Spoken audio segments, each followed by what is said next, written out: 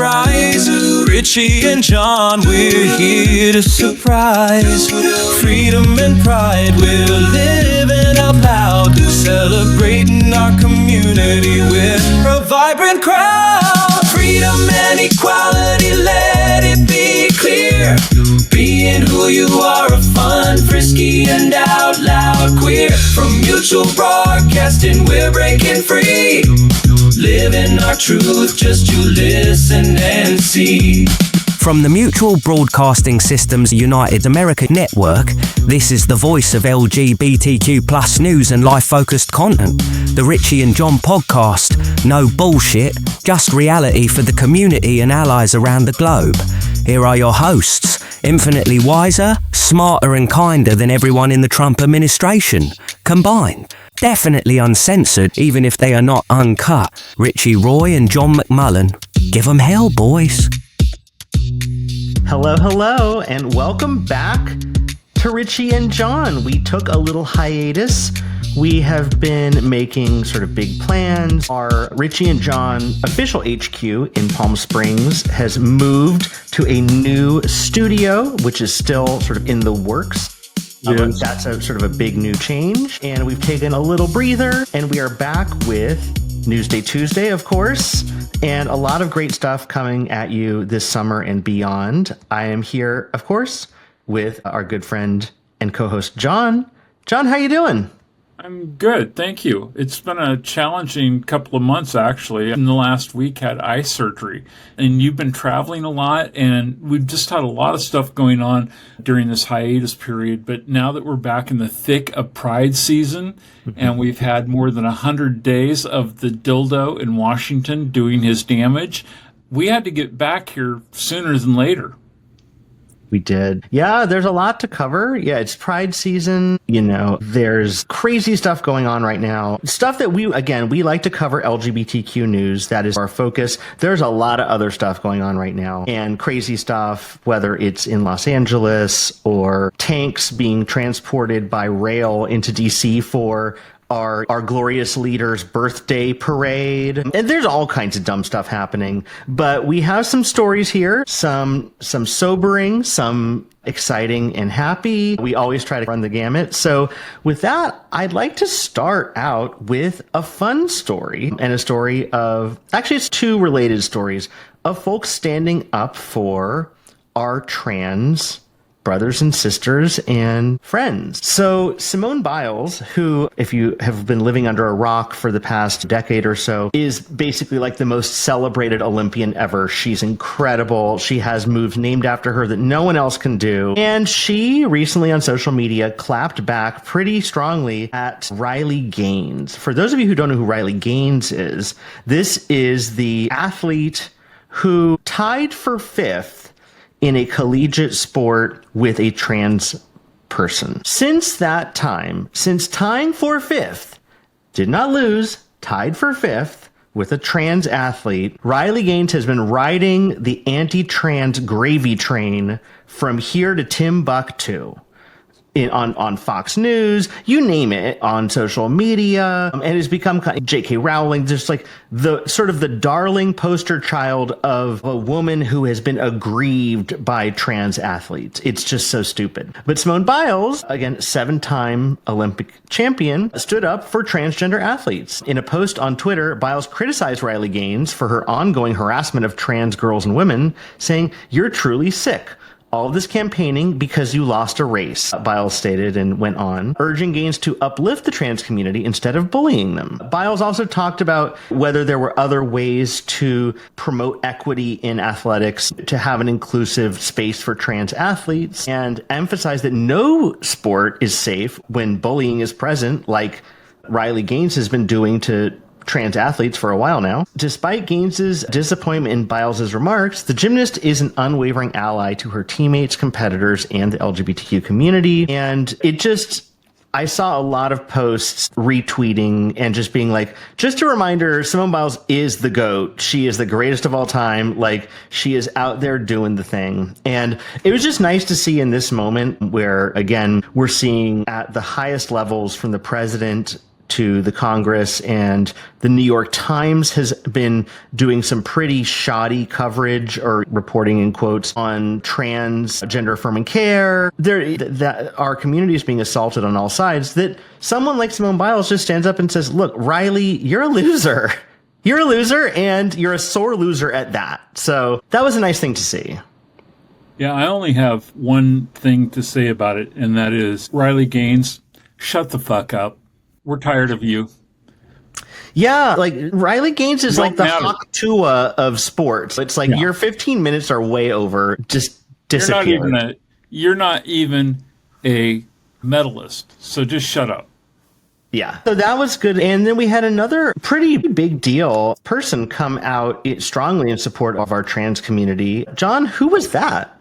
I got to tell you, Tim Walz, the governor of Minnesota, he's a superstar. And I wasn't so sure about that when Kamala picked him as her running mate, because there were some really good choices. I honestly had thought that she might have selected the former astronaut from Arizona, the senator who is married, of course, to Gabby Giffords.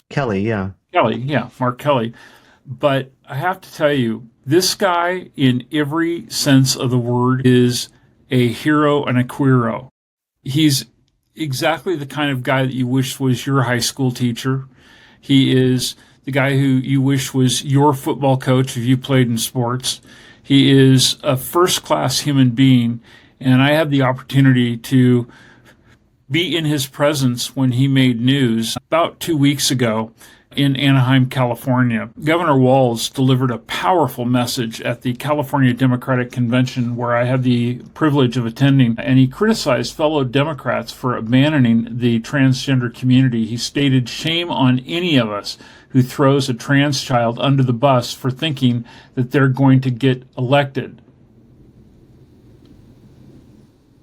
He emphasized the need for the party to prioritize human dignity.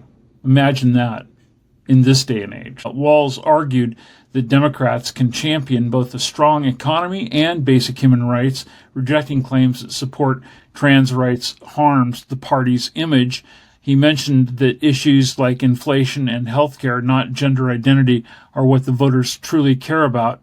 And despite some Democrats wavering on trans issues amid electoral losses, Walz insisted that the party must engage in these discussions rather than retreat.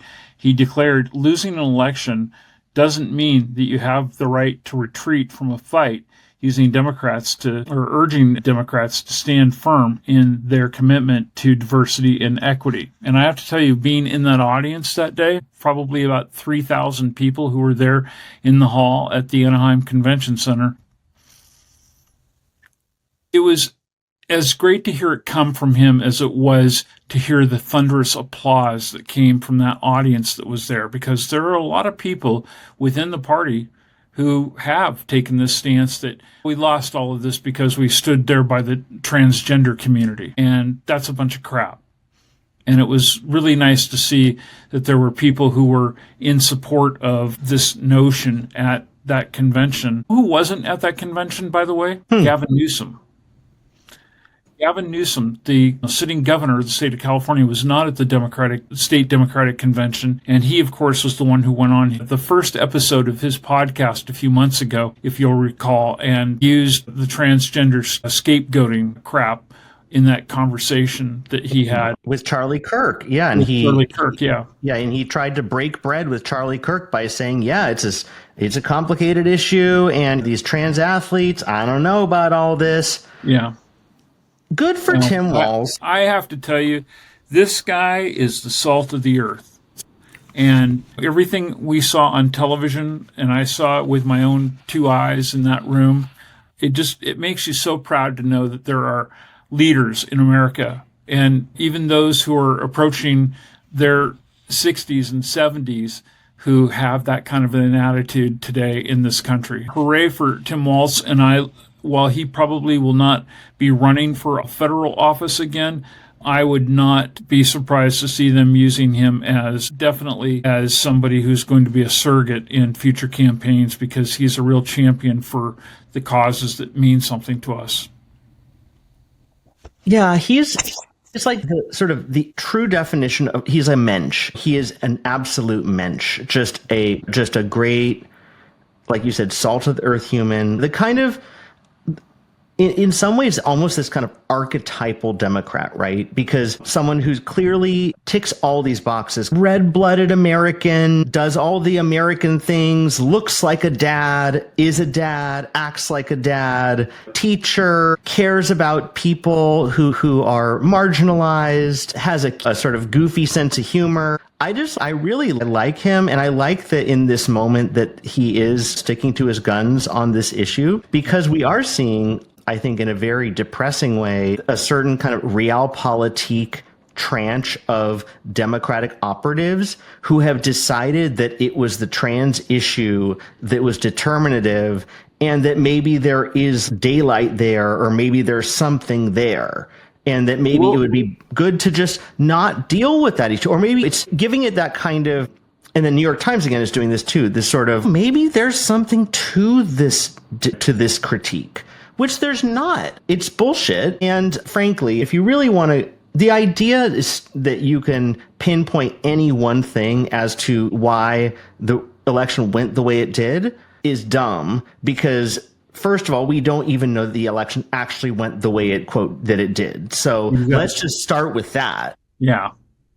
And even assuming that there wasn't massive fraud or shenanigans or machinations or whatever, we still don't know. It's all this guesstimating and armchair quarterbacking and this kind of James Carveling, which I just get so tired of, because at the end of the day, you can't trade away human rights. And I think Tim Walz is correct to me. Is just calling that out, being like, no, like, we probably didn't lose because of this. And even if we did, that doesn't mean that we're just going to throw away humans for expediency. So, yeah, I'm so glad that he did that. I have to tell you, that was not the only significant thing that happened at that convention, and we'll spend more time on it on another episode. But there were a couple of other headline stories, I think, that emerged from that convention. One was that we saw some very fiery things come out of California, United States Senator Adam Schiff's mouth at that event. The other thing was that there was a presentation, one of the guest speakers, and he set that place on fire, was New Jersey United States Senator Cory Booker.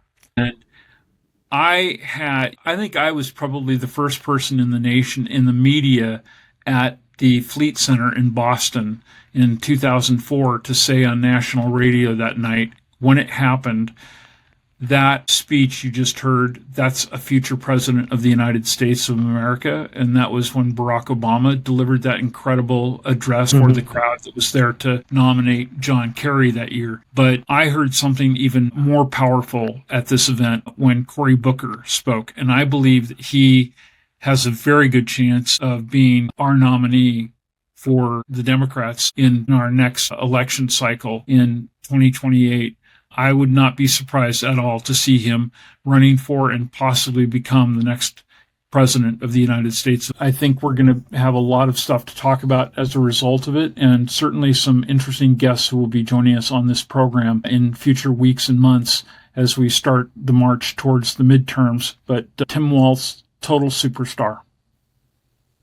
Absolutely. Yeah. And to go from Tim Walz to a different branch of government, a branch that is really in the spotlight right now, the judicial branch, for many reasons. One of the main reasons is it is the kind of thin reed at this moment, keeping us from just complete despotism and authoritarianism like today. Whether that'll last another week or two, we'll keep you posted. But the judiciary has been in the news a lot because a lot of Trump and Musk's crazy things that they are doing have been correctly halted at the judicial level, at the district court, and even at appellate levels. Supreme Court has been a little 50-50, but the Supreme Court recently unanimously ruled in favor of an anti-straight discrimination claim.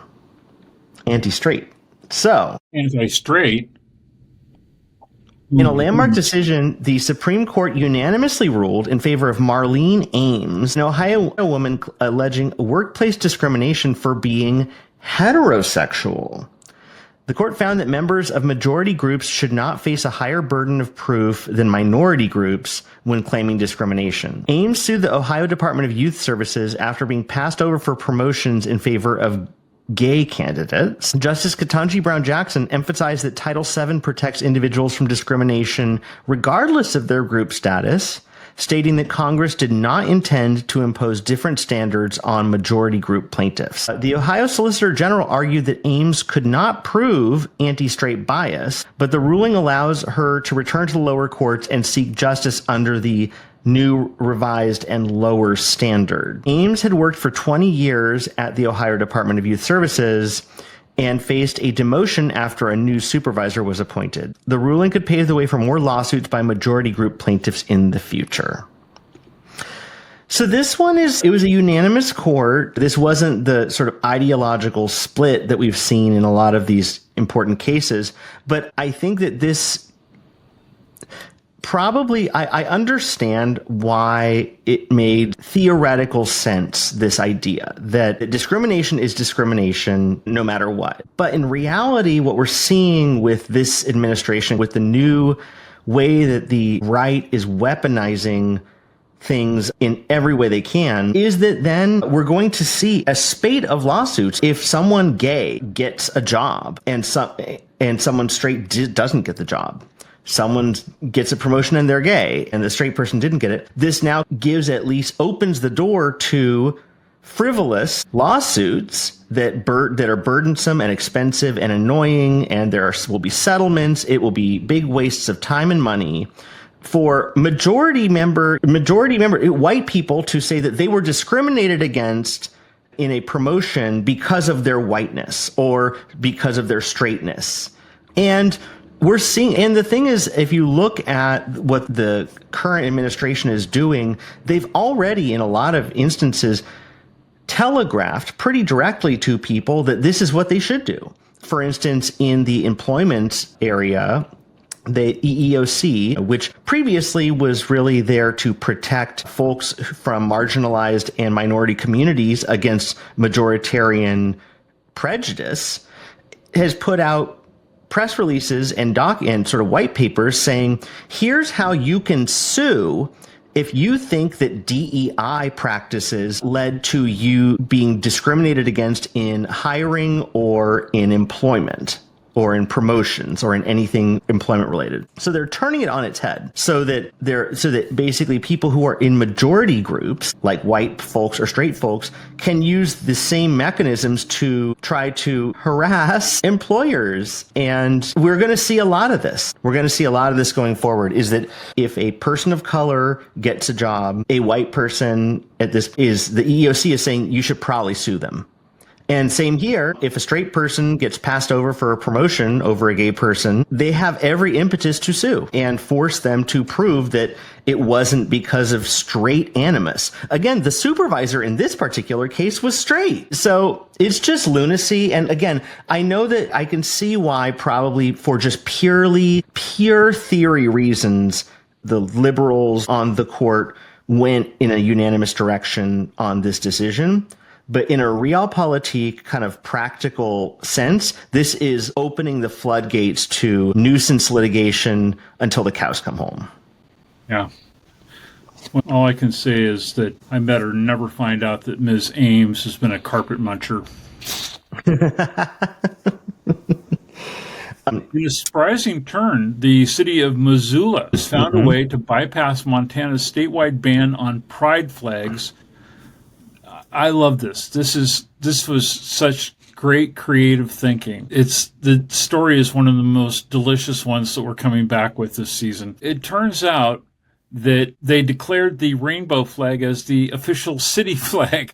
At any rate, Governor Greg Gianforte and state Republicans expressed outrage at this clever maneuver, pledging to amend the law to prevent Missoula from flying what they labeled as a divisive flag. On Monday, the Missoula City Council voted 9-2 to recognize the pride flag as the sole official flag, a decision that was aimed at countering House Bill 819, which restricts flags reflecting political ideologies or identities on government property.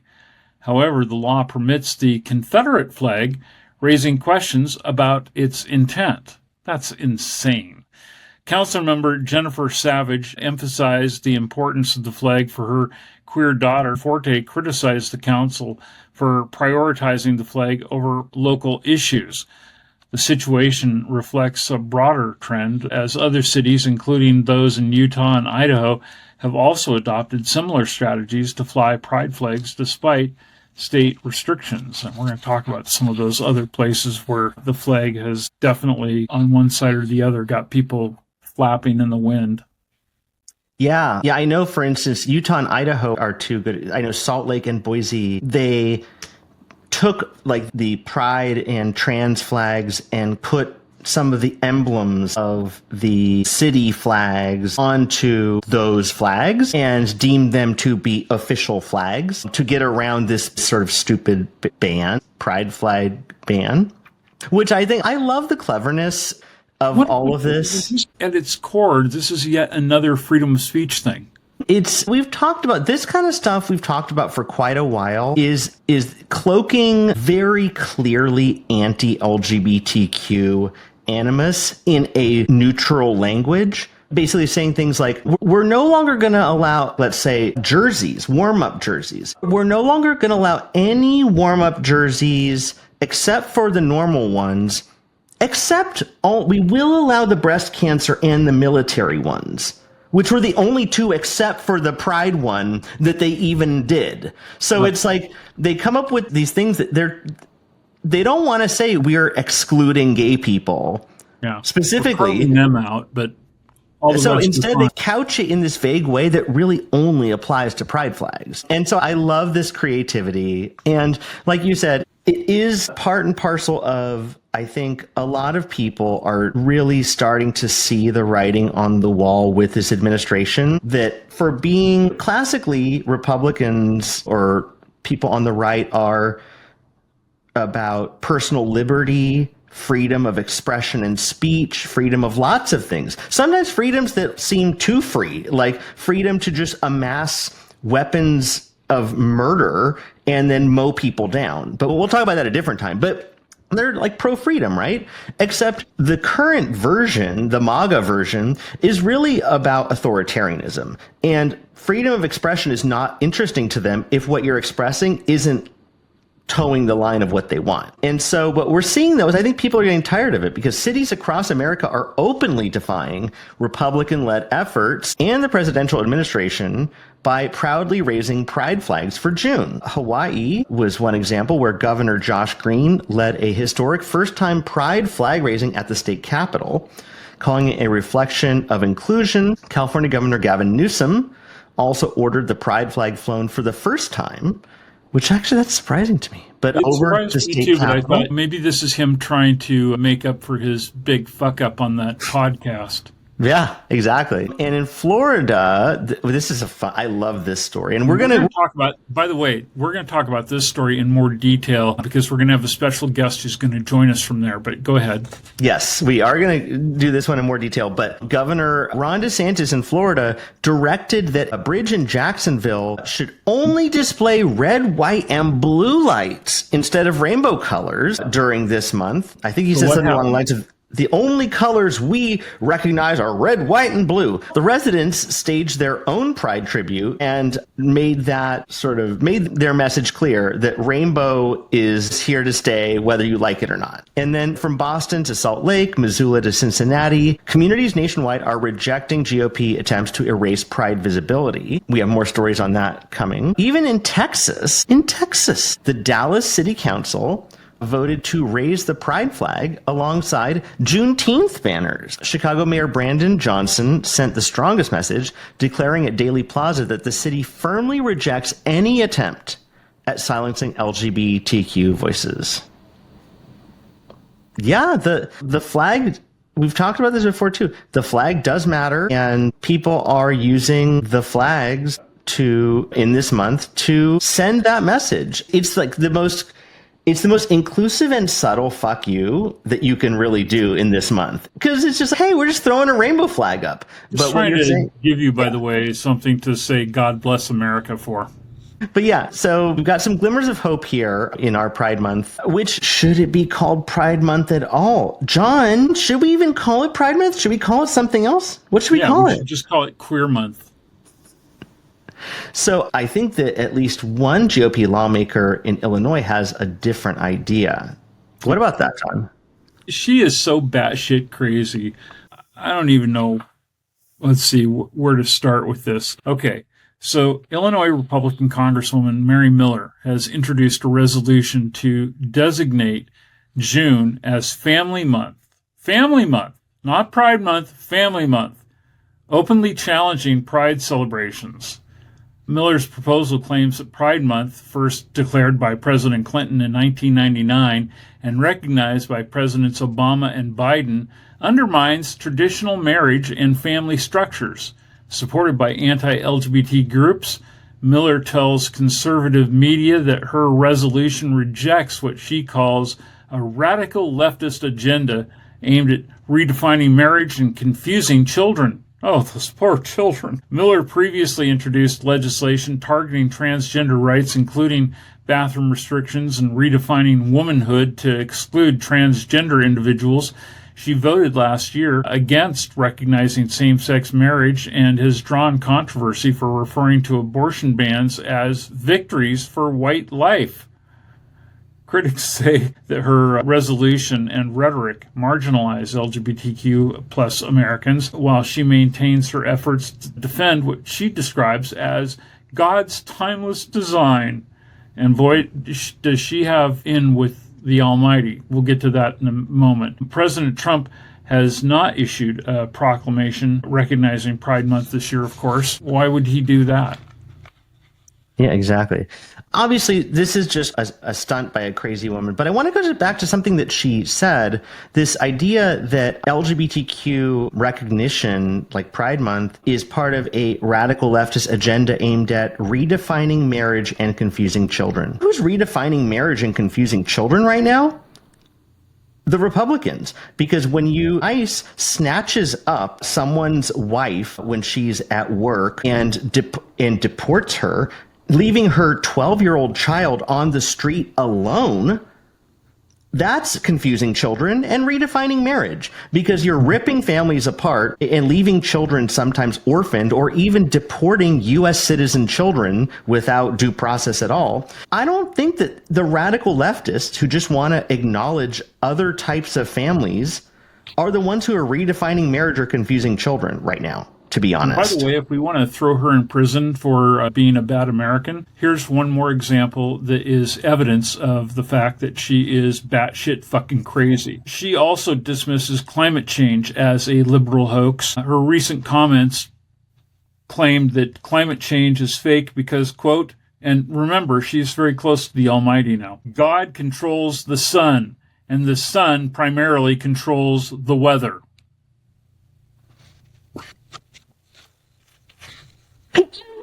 That is just wow. I'm gonna get that tattooed on me somewhere. Wow. That is just too much. Reminds me of a Neil Diamond song, something about you are the sun, I am the moon. Forget it.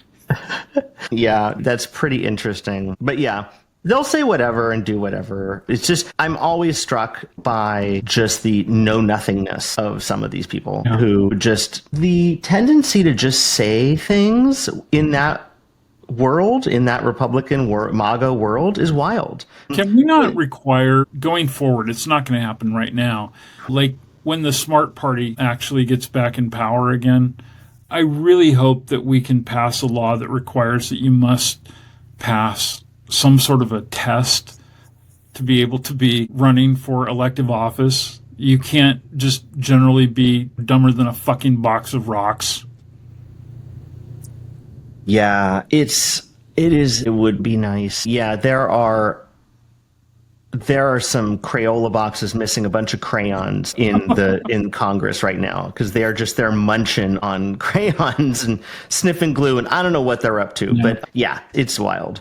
But speaking of Pride Month, thing, by the way, that June is such a, who would have ever thought? I always, as a kid growing up, June to me was Freedom Month. It was the month that we got out of school for a few months to enjoy a little break and the summer weather and all that. Now these nut jobs want to rename it Title IX Month.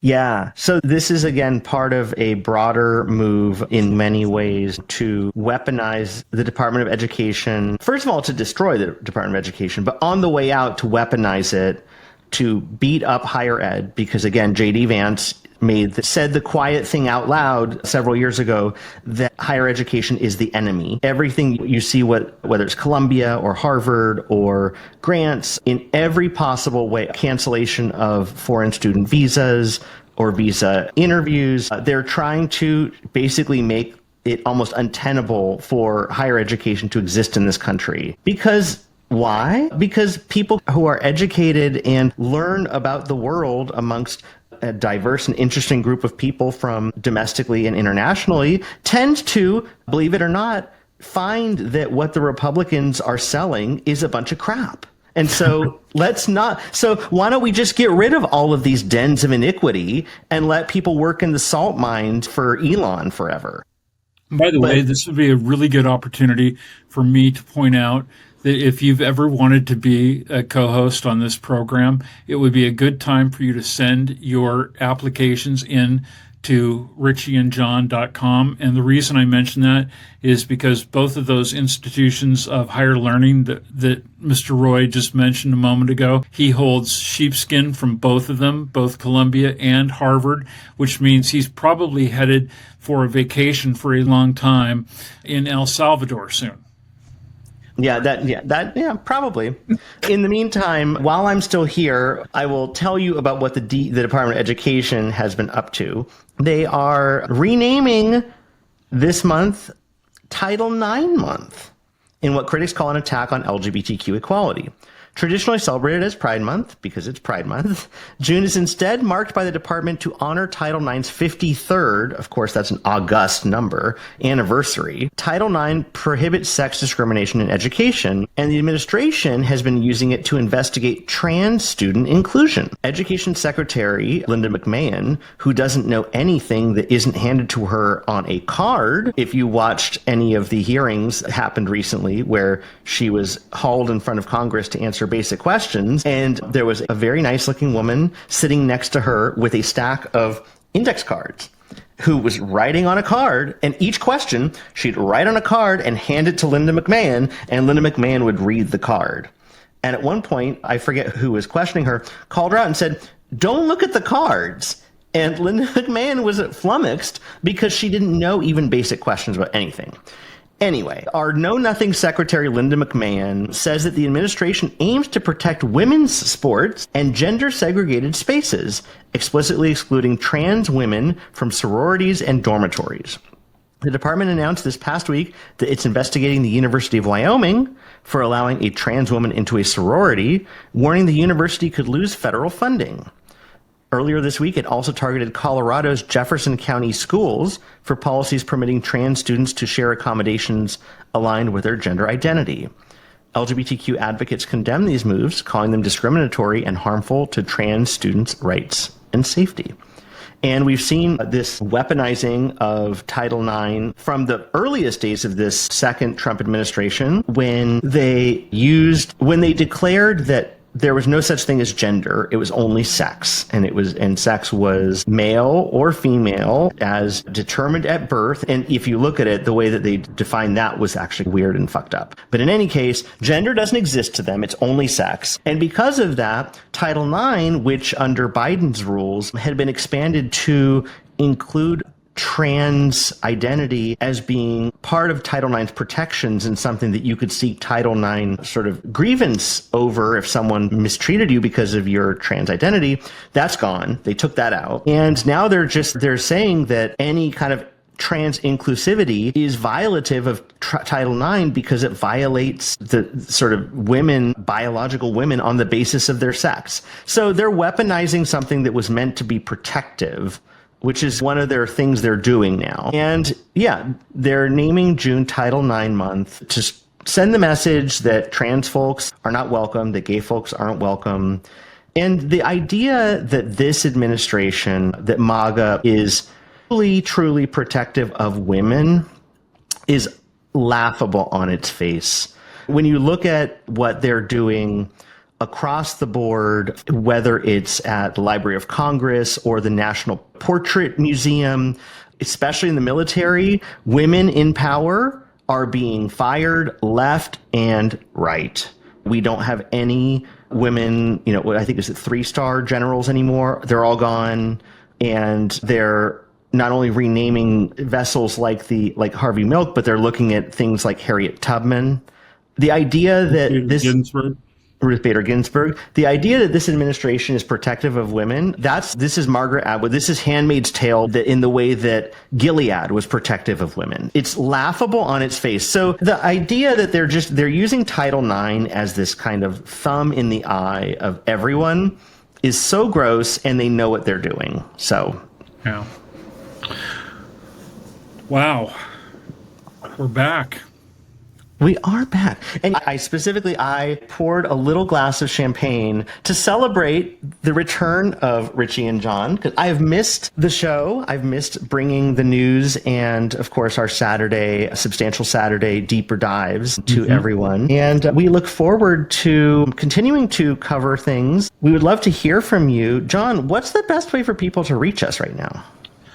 The best way to reach us is to send us an email, honestly, and that is I think it's info@richieandjohn.com, and that'll get to both of us, and we'll have an opportunity to see it. We're in the process of setting up some new systems that all are going to be rolling out. We'd hoped by the time we came back that we were going to have the new studio all built and everything in place, but it's in process, and in the next couple of weeks you will see us from there, which I'm excited about, very excited about. It's been a kind of a long and drawn out process, not helped by my own health issues, but we're moving forward again. So look forward to being able to offer you more ways to stay in touch with us and to communicate what you think about what's going on in the world around us, and to let us know also if there's something that you're seeing. This needs to be an eyewitness news as well. So if you see stuff going on that you think we should know about, please don't hesitate to drop us a line. It doesn't have to be published somewhere else for us to talk about it. Absolutely. And I will say too, if you're a new listener to the show, first of all, welcome. I hope that you have enjoyed it.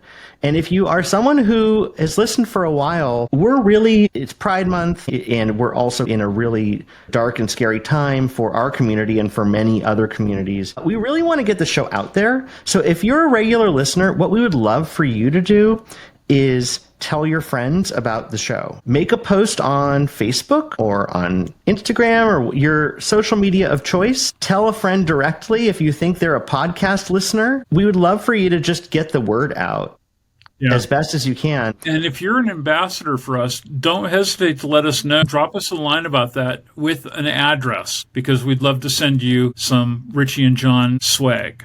Absolutely. So we're glad to be back. We will be back at you this coming Saturday. Until then, feel free to drop us a line, and hope you have a great week. Indeed. Bye. Richie and John is a production of the United America Network, a division of the Mutual Broadcasting System. Opinions expressed are those of the hosts and their guests. If you have a problem with it, bugger off. Freedom and equality, let it be clear. Being who you are, fun, frisky, and out loud queer. From Mutual Broadcasting, we're breaking free. Living our truth, just you listen and see.